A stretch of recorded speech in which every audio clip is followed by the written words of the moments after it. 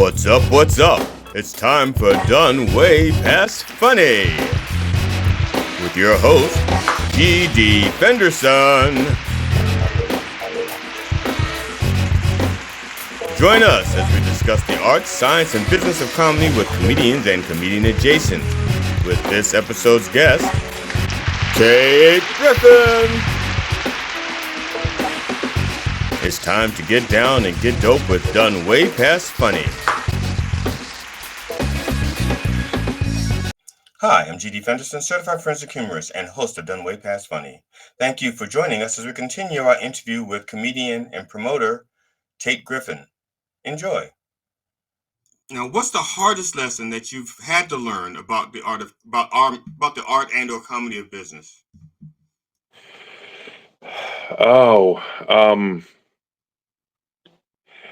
I think a lot of times when you go into a scene that like a mic scene, like for lack of a better way to put it, you go into a comedy scene somewhere, it's almost like there's a little bubble that exists. Mm-hmm. It's kind of like independent wrestling. Like you go to these different leagues, and they have their own little microcosm, and it's been so long since anyone's looked at it from the point of view, like an objective point of view, like who's the best and who's not. It's like, oh, well, he gets to go on because he's been doing it longer. Like seniority to me shouldn't have a big place in comedy.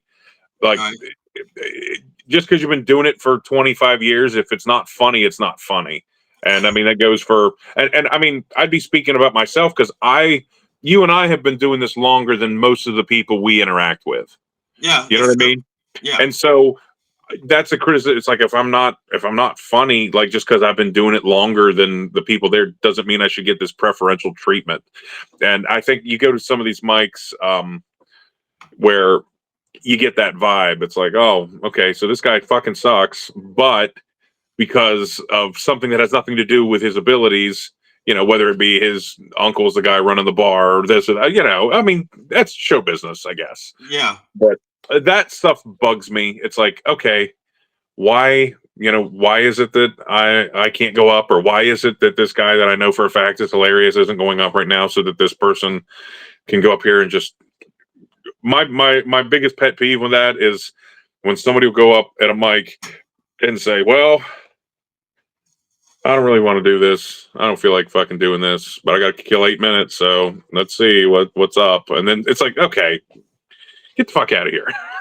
You know, that bugs me when people aren't taking it as I don't even want to say seriously, but when people aren't putting themselves into it like you should be, you know, if you're going to take a spot. I guess that's what bugs me. Now, I know there's a booker. I was on a showcase with him, and he books shows locally. And so but he'd had a few drinks now, and I'm going to say this because you're probably familiar with this scenario. You get somebody who's had a few drinks and they love you and they want you on their show, but when they sober up, they don't know who the hell you are. You know, you know what I'm saying. And I have been booked on more shows by drunks that never happened. I mean, I can't. So I'm at the point where when somebody's been drinking and they talk to me, I'm there's just a different GD. You know, I'm not the happy-go-lucky guy. It's like, oh, fuck, really, here we go again. So this guy says to me, he goes like, man, you're really funny, and I want you on my show. And I said to him, I said, look, you've been drinking, and if you don't mean this, don't say it, because I want the show, you know, I want to stay relevant, and I want to be on shows. I don't have to headline, I'll feature. Right. You know, I'll do 10, 15-minute spots that, you know, I just want to stay relevant. Sure. And so I said, so if you don't mean it, don't say it. I mean, you don't have to book me just because you've met me. You know, if I got booked by every person that I met, I would be working all the time. But I'm, yeah. You know, so I've definitely found myself in that spot. What I most recently, when that kind of stuff happens, especially the person's obnoxious, I'll just say, yeah, I'm happy to be on your show. What's the date? And I start asking them questions.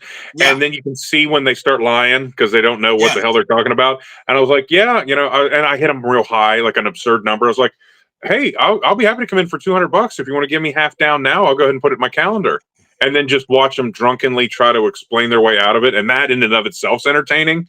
But as soon as it's time to open your wallet, like I get to that immediately. It's like, okay, you're trying to be nice. You genuinely seem to like me. I know it's the booze talking. I know you're full of shit, and I'm not going to spend my time entertaining this nonsense. So instead I'll be like, no, sure. When's your show? Next, I'll be here. It's $100. Give me 50 now, and then I'll put it in my calendar.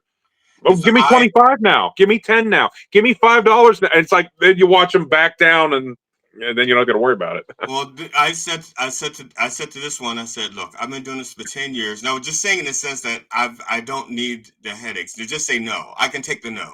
So Yeah.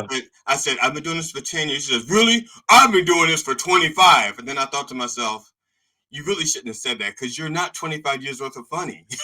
Yeah. You're like, you just got off the bus funny.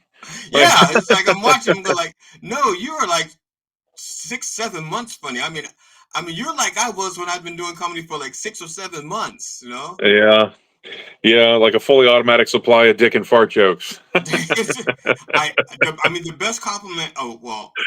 What's the best compliment I ever got from a comedian was I think I've been doing comedy for like maybe 5 or 6 years, and with just normal conversation. This comedian had been doing it for like 35 years, 30 years at the time, and I said, so I'd mentioned something, and he says, wait, you've only been doing comedy for 5 years? I said, yeah. He goes, I swear to God, I thought you've been doing it for 10 or 15 years.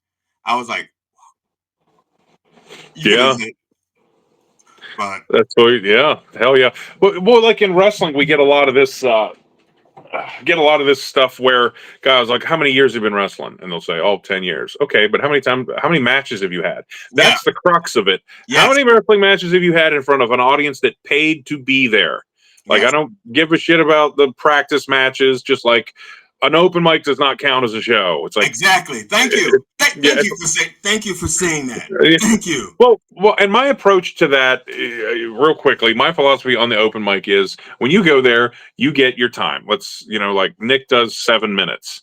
That 7 minutes, I don't owe anybody a goddamn thing. That 7 minutes that I drove up there to get 7 minutes because I need to use it as a tool to try to figure out what's going to work and what's not.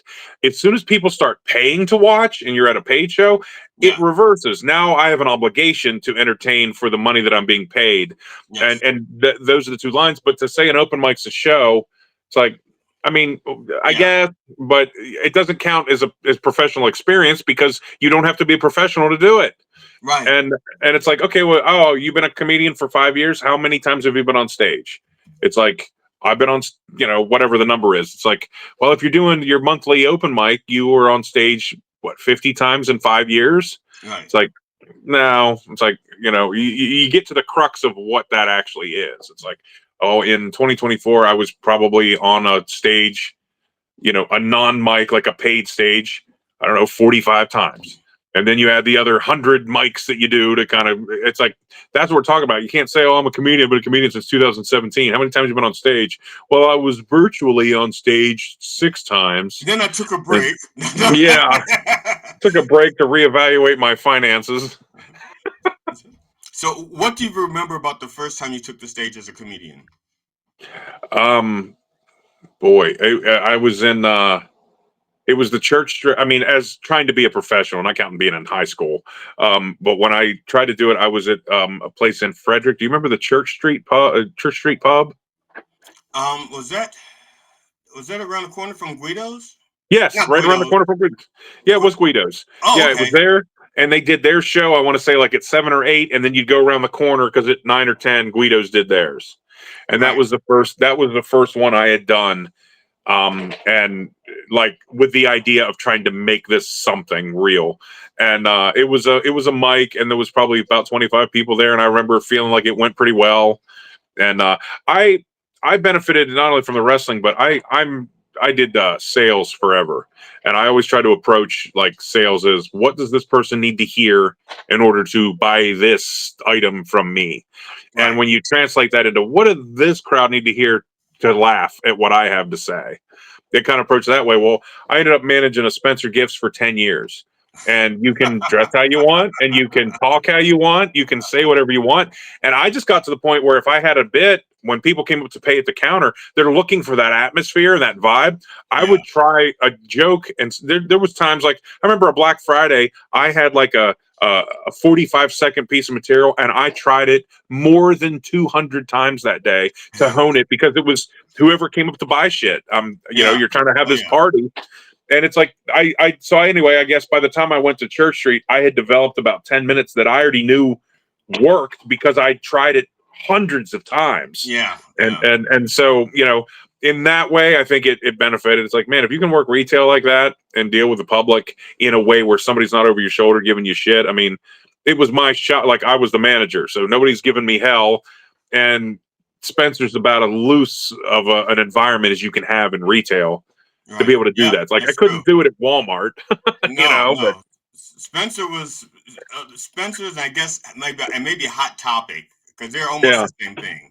But I yeah, understand. I get what you're saying. You can almost practice your routine for the audience, and they're like, yeah. it's not like they're going into a Macy's and they expect you to be like highbrow. You know what I'm saying? Right, right. No, exactly. No, exactly. That's exactly right. Now, Yeah. how long have you been married? This July will be 26 years. Wow. Yeah. That I did not. Honestly, I never thought anybody would put up with you for that long. But I'm shocked as well. And she's a really smart lady. It's her only blind spot. The reason why I ask is because every couple will argue from time to time. Sure. Have you ever been in the middle of an argument with your wife and you On a thought to yourself, podcast? Shut the fuck up. On a podcast, you mean? What? no, no, I was in the middle of an argument with her and think to yourself, oh, that was funny. This is going to be gold. You know, Oh yeah, I got a bit. I'll tell you what. I'm driving down Monday. I'm driving down to Hagerstown just for something that happened the other day. Okay, indulge me. I got about it maybe 35, 40 seconds. Okay. not just this is your time. Go ahead. Yeah, all right. So I was like, so we're sitting at the local bar and grill the other night, and we're eating, and my wife's had a couple of drinks, and she looks at me. She goes, "You know, you're the one that introduced me to buffalo wings." I said, "We started dating when you were 16. I'd like to think that I'd like to think that I introduced you to a lot of shit. I got to be honest with you, though. It's a little disheartening that the one thing that I gave you an introduction to that gets a shout out are buffalo wings. So rather than think that all my other introductions are subpar or unmemorable at best, I'm just going to go on record and assume these are really good fucking wings." But then, She's like, well, the wings I'm still putting in my mouth. So no. I'll add that on there. No. That's hilarious. No, it's yeah, but shit like that. I tell you something real quick that happened here the other day. So I had this pizza shop, and Mhm. we long story short, we closed it down. Kids are going to school. They're kind of ready to not be doing it, and so I'm moving my comic book shop there. Well, on the front we had this sign for our supreme pizza. It's called the Monstrosity, Mhm. and so it has everything plus cheese 10 times. And there's this slice of pizza that I have on there with one big eye and his mouth's open. It's like a monster slice of pizza. Right. And so I have this guy that had been buying pizza from us forever. When we closed it down 2 months ago, he calls me and he said, "Hey, can I buy that monstrosity sign from you? Can I buy it from you?" I said, "Yeah, man, I think it cost me like $20 to make. Like, yeah, that's fine." And then I just didn't think about it. I just completely forgot.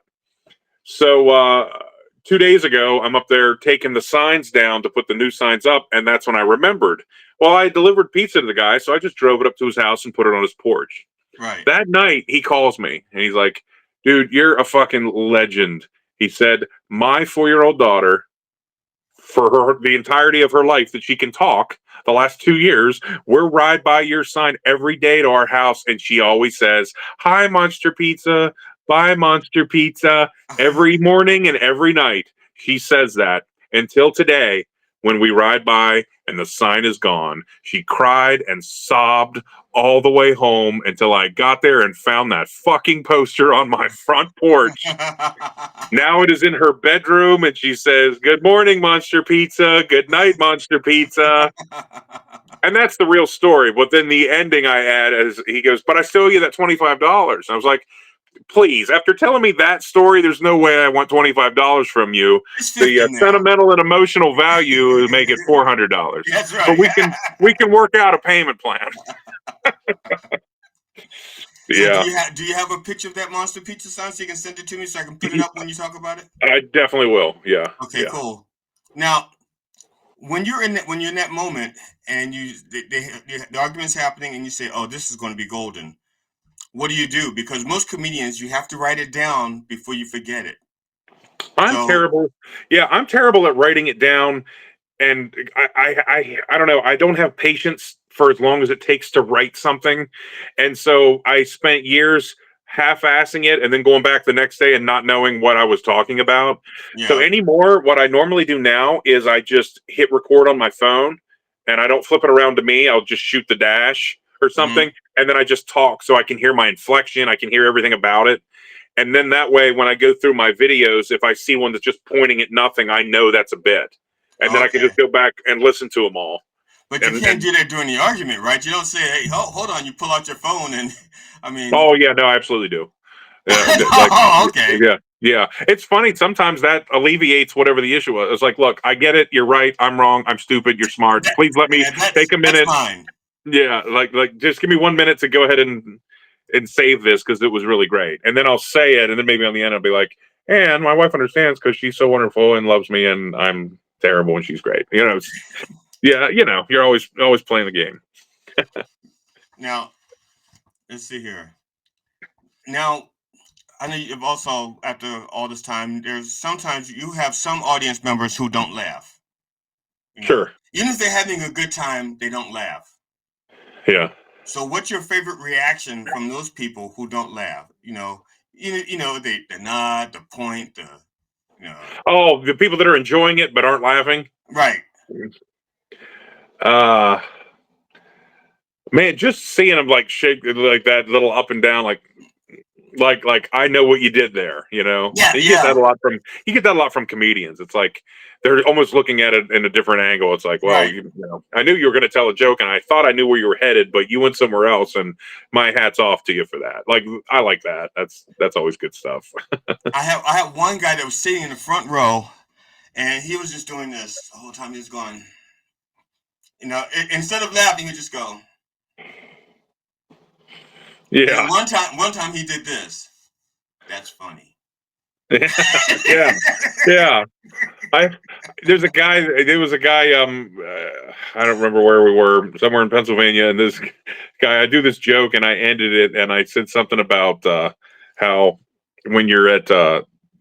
I I'm sorry, I don't even remember how the whole bit goes, but the bottom line is if you ever seen somebody carve something terrible into a toilet lid or toilet seat? It's like uh, you're sitting on the toilet and you look down and there's a swastika, and it's like, were they doing it before they sat down, or were they doing it while they were sat down? Like, how many bad things can come from this person's orifice, at one time? And like, this is just terrible. And I guess they pop up quick to avoid that poop splash. And about 3 minutes later, this old African American gentleman in the front row just goes, "That wasn't very good, but you got me on poop splash."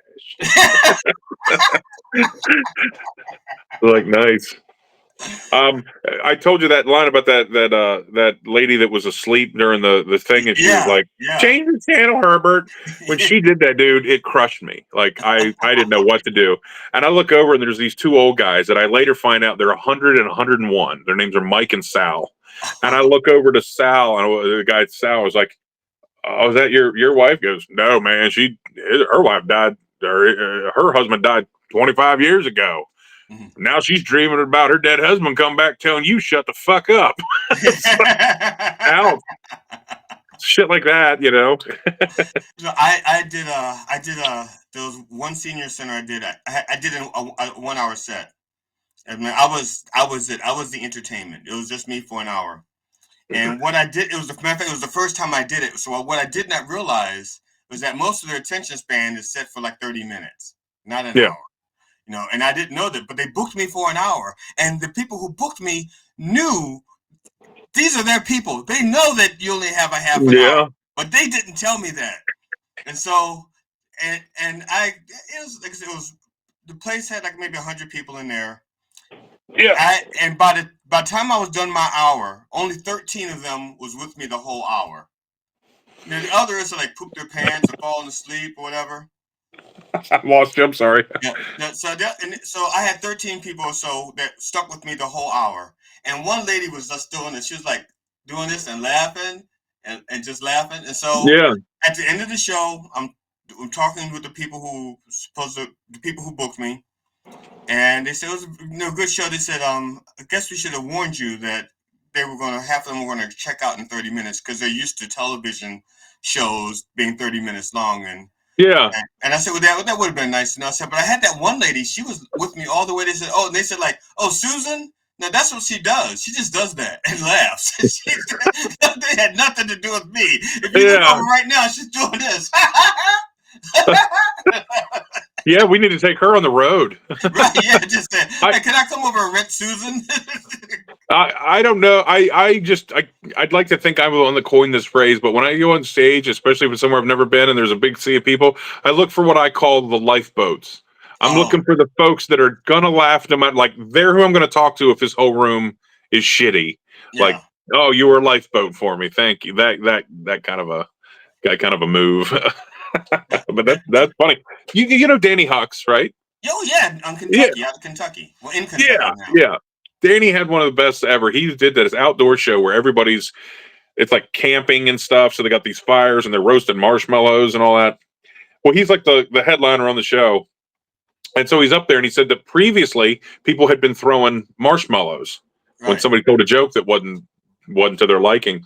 Danny's like, so when he goes up there, he's like, they started throwing them right away. And like some of them lit. I don't remember, but he's doing it, and he had the best comeback. He took the mic and he says, "This is my Danny Hucks impression." He goes, in some states, this being one of them, pelting a fat guy with marshmallows is considered a hate crime. Like, that's so fucking awesome. Now, this is a why question, not a who question, but it's going to start off as a who question, but it's more of a why question. I'm saying this so that you don't like call me a dick before you hear the whole question. Because it's on the tip of my tongue at every moment. Yeah, because we like you know, like we've been around for a while, so there's like you've probably encountered like literally thousands of would-be comedians. For sure, yeah. Okay. Now, a lot of them you wish success because, is there one that you really, really want them to never succeed?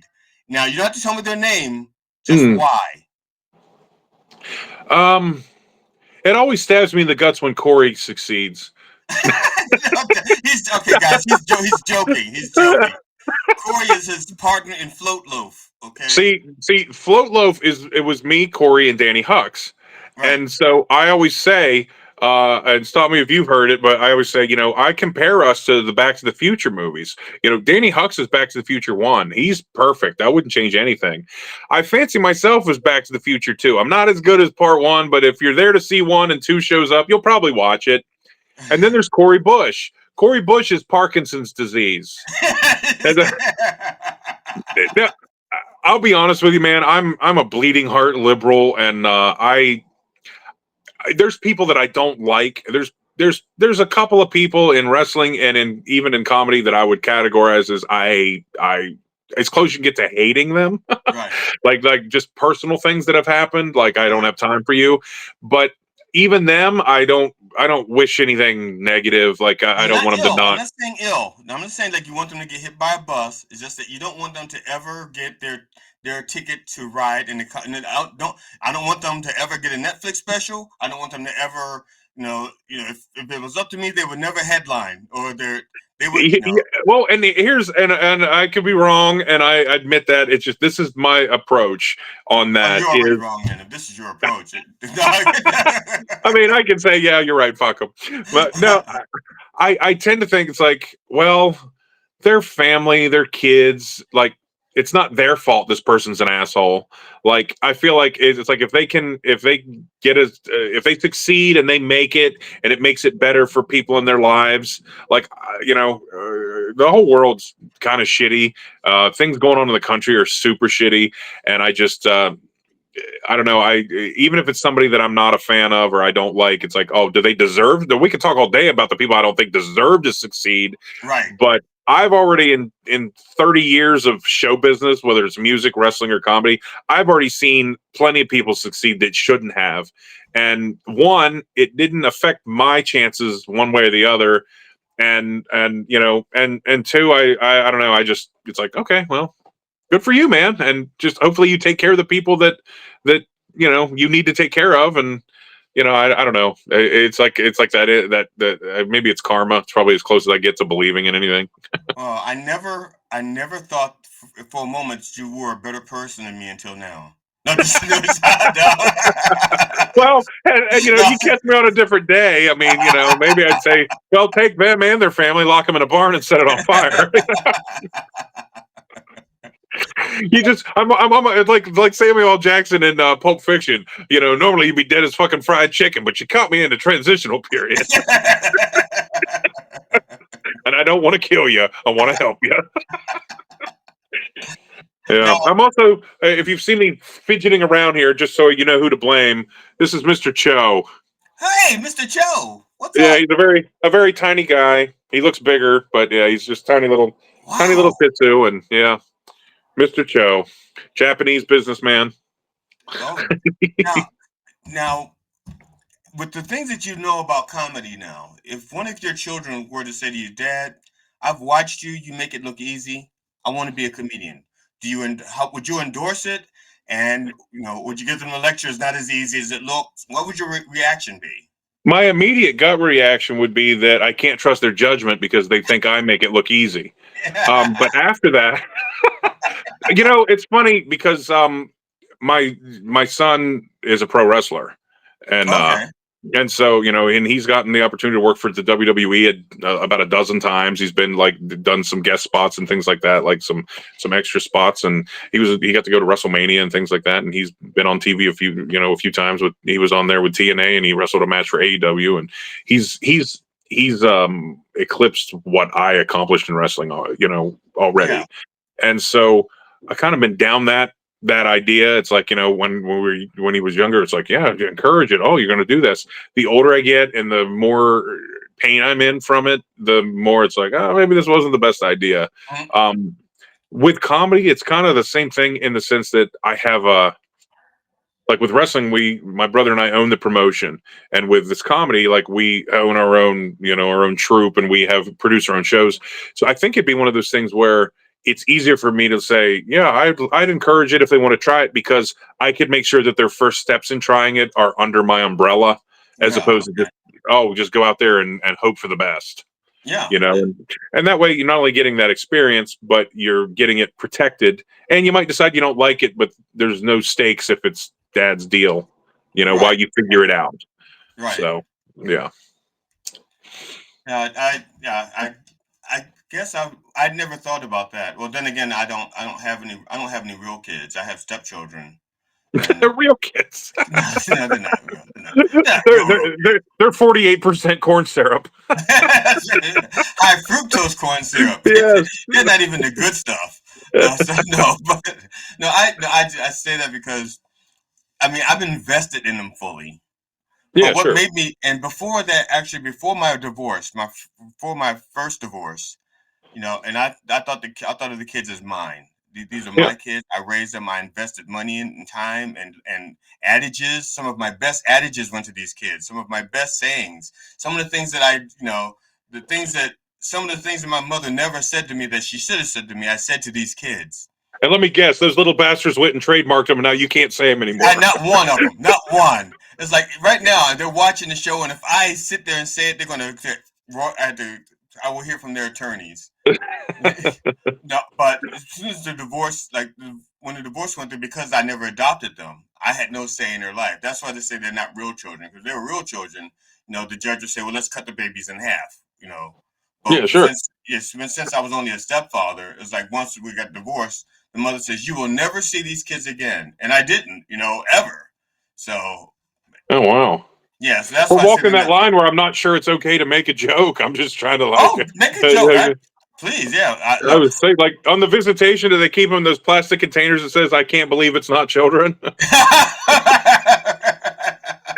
Well, actually, that's what my condom says. Brenda says, "I can't believe they're not kids." Well, hey, at the bare minimum, you should be happy that they could print that much dialogue on yours.